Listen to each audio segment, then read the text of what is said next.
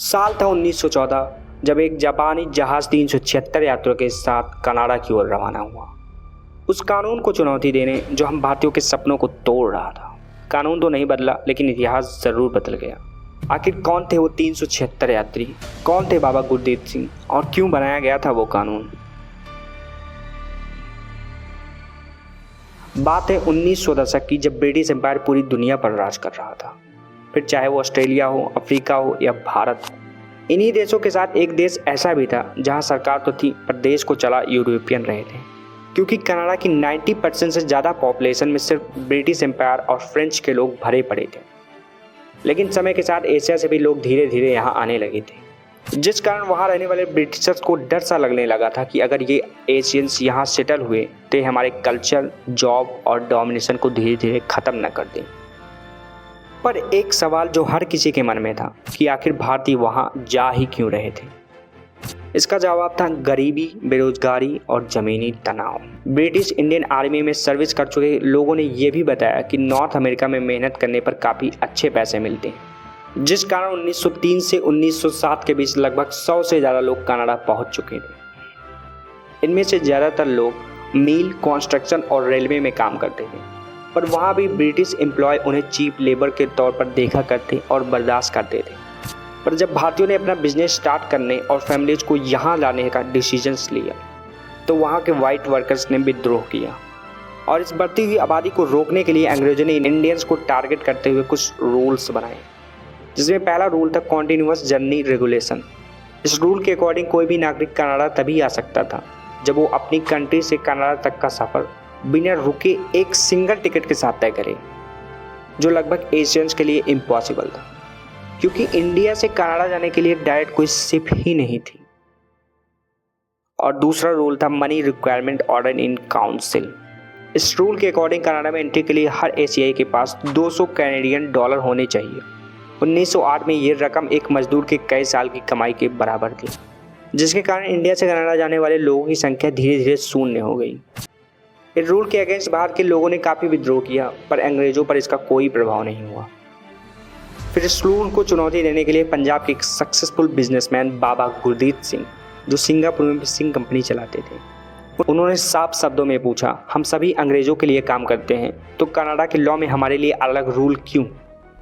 जिसके चलते बाबा गुरदीप सिंह ने एक जापानी स्टीमशिप किराए पर लेने का फैसला किया, जिसका नाम था कोमागाटा मारू। कोमागाटा मारू का ये सफ़र 4 अप्रैल 1914 को हांगकांग से शुरू हुआ, जिस पर 165 यात्री सवार थे।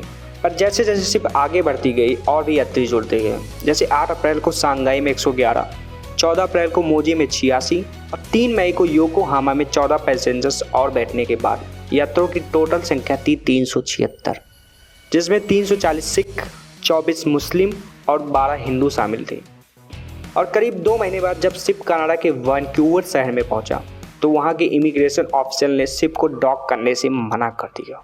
मतलब यात्रियों को कनाडा एंट्री देने से मना कर दिया, यह कहते हुए कि पैसेंजर्स ने कॉन्टिन्यूअस जर्नी रूल को फॉलो नहीं किया है। काफ़ी डिस्कशन के बाद शिप से केवल 24 लोग बाहर आ सके, और ये वो लोग थे जो ऑलरेडी कनाडा में रह चुके थे।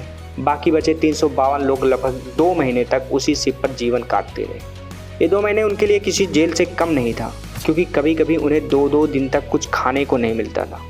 लेकिन उन्होंने अपनी उम्मीद और हिम्मत नहीं टूटने दी, और इसी उम्मीद को बरकरार रखने के लिए वहाँ रह रहे इंडियंस ने यात्रियों की हेल्प के लिए शोर कमेटी बनाई, जिसके माध्यम से उन्होंने लॉयर जे एडवर्ड बर्ट के थ्रू केस फाइल करके ब्रिटिश गवर्नमेंट पर दबाव बनाया। लेकिन कैनेडियन कोर्ट्स ने यात्रियों के खिलाफ फैसला सुनाया। फैसला आने के बाद पैसेंजर ने साफ शब्दों में कह दिया था कि हम यहाँ से नहीं जाएंगे, जिसके बाद सरकार ने गुस्से में आकर शिप को वापस भेजने के लिए अपनी मिलिट्री और HMCS रैम्बो नाम का एक वारशिप भेजा। पर वारशिप आने के बाद भी पैसेंजर्स पैट्रियोटिक गाने गाते रहे, सिख धार्मिक ग्रंथ पढ़ते रहे और अपनी जगह से हिले तक नहीं। वारशिप के खतरे को देखकर लोकल साउथ एशियन कम्युनिटी ने गवर्नमेंट से बात की और खाना पानी का प्रॉपर अरेंजमेंट करवाया, जिसके बाद 23 जुलाई 1914 को वारशिप का गन पॉइंट कोमागाटा शिप की तरफ करके उन्हें वापस जाने के लिए मजबूर किया गया। शिप तो लौट रहा था, पर ब्रिटिश एम्पायर का डाउट बढ़ रहा था, क्योंकि उन्हें लगता था कि लौटने वाले रेडिकल उनके लिए अब खतरा बन गए हैं। शिप के लौटने के दौरान ही अगस्त 1914 में वर्ल्ड वॉर 1 शुरू हो चुका था। जिसके कारण ब्रिटिश अथॉरिटीज़ ने शिप को डायरेक्टली कलकत्ता जाने का ऑर्डर दिया और 29 सितंबर 1914 को सुबह 11 बजे शिप बच के घाट पर पहुंचा। पर उन्हें क्या पता था, उनके लिए आज का ये दिन खून से लिखा जाएगा, क्योंकि ब्रिटिश एम्पायर को डर था कि लौटने वाले पैसेंजर्स उनके खिलाफ कुछ न कुछ करने वाले हैं। इसलिए उन्होंने कोई भी पॉलिटिकल हंगामा ना हो उसके लिए पुलिस कमिश्नर को ऑर्डर दिया कि उन सब को किसी स्पेशल ट्रेन में डालकर पंजाब भेज दिया जाए। पर पैसेंजर्स ने पंजाब जाने से साफ मना कर दिया, क्योंकि वे कलकत्ता में रहकर काम ढूंढना चाहते थे और उनमें से कुछ सिख कलकत्ता के गुरुद्वारे में अपनी धार्मिक ग्रंथ रखना चाहते थे। पर पुलिस ने ज़बरदस्ती करते हुए उन्हें ट्रेन में बैठने को कहा और हद तो तब हो गई जब एक ऑफिसर ने बाबा गुरदीप सिंह पर अटैक करने की कोशिश की, जिसके बाद सारे पैसेंजर्स नाराज़ होकर लीडर के डिफेंस में विद्रोह करने लगे, जिसके चलते ऑफिसर्स ने फायरिंग शुरू की, जिसमें करीब 22 लोगों ने अपनी जान गंवा दी और बचे हुए पैसेंजर्स में 200 पैसेंजर्स को बिना किसी चार्ज के अरेस्ट कर लिया गया और जो बचे वो भाग निकले, जिसमें बाबा गुरदीप सिंह भी बच निकले। बाबा गुरदीप सिंह कई सालों तक छुपे रहे, लेकिन 1922 में गांधी जी के कहने पर उन्होंने खुद ही सरेंडर कर दिया। पर इस इंसिडेंट ने इंडियन की आंखें खोल दी। उन्हें समझ आ गया था कि ब्रिटिश सिर्फ उनका यूज कर रहे थे, जिसके चलते उनके दिल में अंग्रेजों के खिलाफ नफरत भर गई थी और आज़ादी की भूख और भी बढ़ने लगी थी।